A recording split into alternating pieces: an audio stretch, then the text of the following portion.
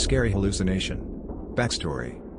This happened when I still lived with my parents. About 2 years before the story I met a man at 4 a.m. took place. We lived in a small town roughly 50 kilometers, or about 30 miles, from where I worked. It was summertime, and I usually left work around 22:20 every evening. Story. I was driving home from work one late afternoon, taking the same open road I always did.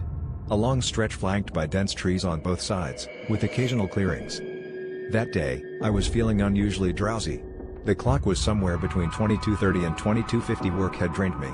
To stay awake, I rolled down the driver's side window, letting the cool night air hit my face.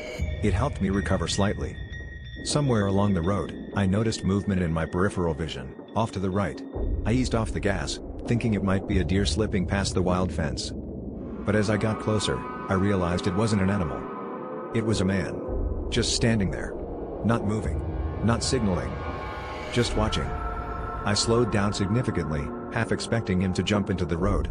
But the nearer I got, the more he looked wrong. His shape didn't move. His features didn't register.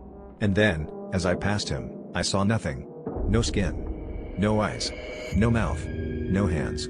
No feet. Just a shadow figure. My pulse spiked. I floored it, accelerating to 110 kilometers per hour, which was the speed limit. I dared a glance into the rearview mirror. Gone. No trace. As if nothing had been there at all. I nervously laughed it off, blaming my tired state. Eventually, I reached the intersection and turned onto our street. As I reached the small uphill near our house and my headlights swept across my neighbor's tree, I saw him again. Same figure. Same silhouette. But now, he was crouched behind the tree, just his head peeking out from behind the stump. Now I could see them clear as day, eyes watching me. I flinched. Blinked. Refocused. Gone. Where the silhouette had been stood the same tree I'd seen a million times. I pulled into the driveway and ran straight into the house.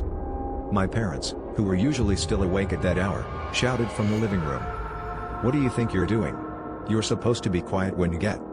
They stopped mid-sentence when they saw me. Saw the look on my face. "What happened to you?"